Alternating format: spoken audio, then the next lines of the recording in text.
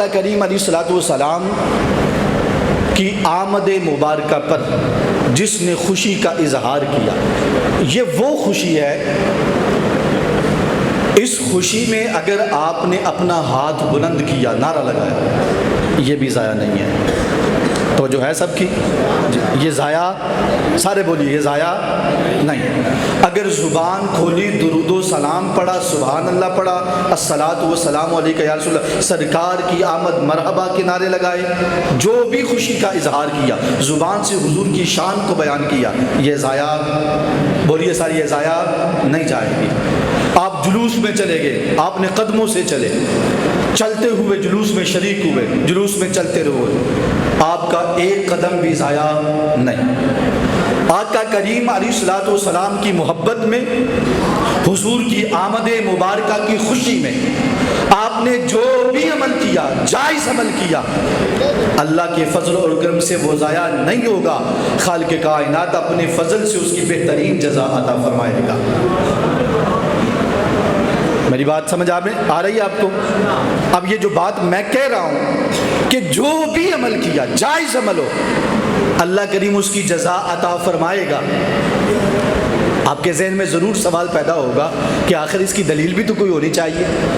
آخر اس کی کوئی لاجک تو ہونی چاہیے، کیا ایسا ہی جواب مل جائے گا؟ تو میں بڑی مشہور حدیث مبارکہ کا واقعہ آپ کے سامنے رکھ کے اپنی گفتگو کو سمیٹنا چاہتا ہوں۔ سویبہ لونڈی ہے اور آقا کریم علیہ الصلوۃ والسلام کی آمد مبارکہ ہوتی ہے، وہ بھاگتی ہوئی آتی ہے، لونڈی ہے ابو لہب کی، اور اسے آ کے بتاتی ہے کہ میرے آقا، میرے مولا، میرے سیدی، اللہ کریم نے آپ کو عبداللہ کے ہاں اللہ کریم نے آپ کو بھتیجا عطا فرما دیا ہے،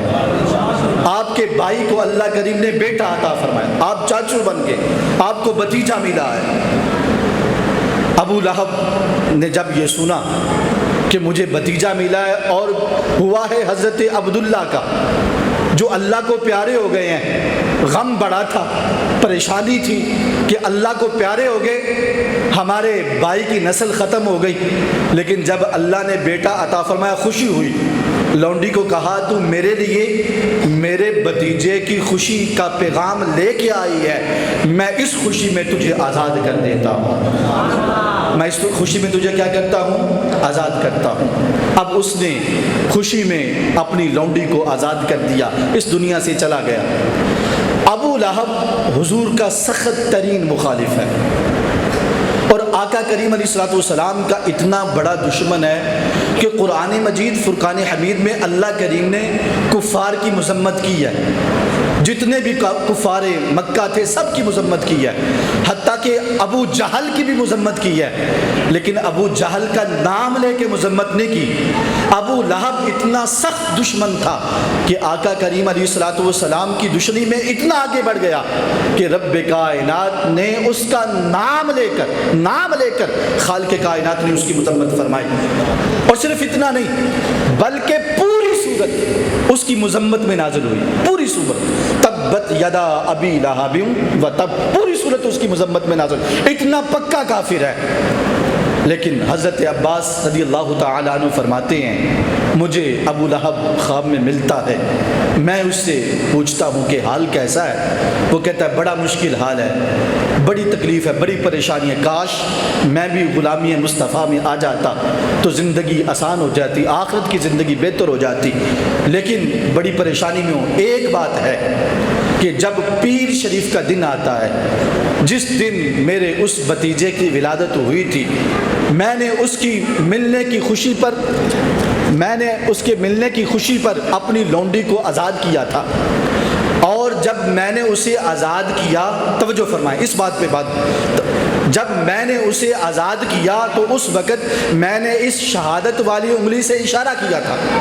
کہ جا میں تجھے آزاد کرتا ہوں۔ ہمارے ہاں بھی ایسے ہی بات کی جاتی ہے، انگلی سے اشارہ کیا جاتا ہے، شہادت والی انگلی سے اشارہ کیا جاتا ہے۔ تو کہتا ہے جس انگلی سے میں نے اشارہ کر کے اپنی لونڈی کو آزاد کیا تھا، خالق کائنات کی طرف سے ہر پیر کے پیر اس انگلی سے مجھے ٹھنڈا میٹھا پانی پلایا جاتا ہے جس سے جہنم کی ساری میری تکلیفیں دور ہو جاتی ہیں، میری ساری تکلیفیں دور ہو جاتی ہیں۔ میں یہاں پہ رک کے آپ کو یہ عرض کرنا چاہتا ہوں، بات سمجھانا چاہتا ہوں کہ ابو لہب نے خوشی منائی کیا سمجھ کے؟ نبی سمجھ کے، رسول سمجھ کے، امام الانبیاء سمجھ کے، آپ کو محبوب کائنات سمجھ کے کس بات کی خوشی منائی؟ بولیے ذرا۔ بتیجا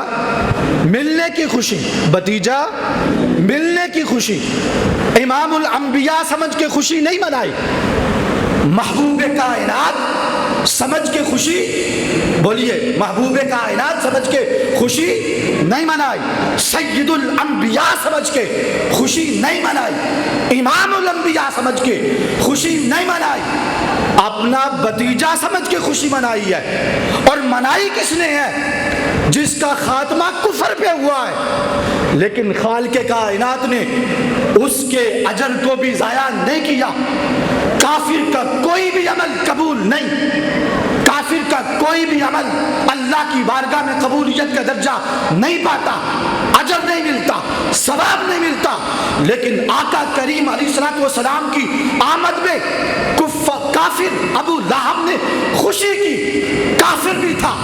دشمن بھی تھا، آقا کریم علیہ الصلوۃ والسلام کی مخالفت بھی کرتا تھا، لیکن کافر ہے، بتیجا سمجھ کے خوشی کرتا ہے۔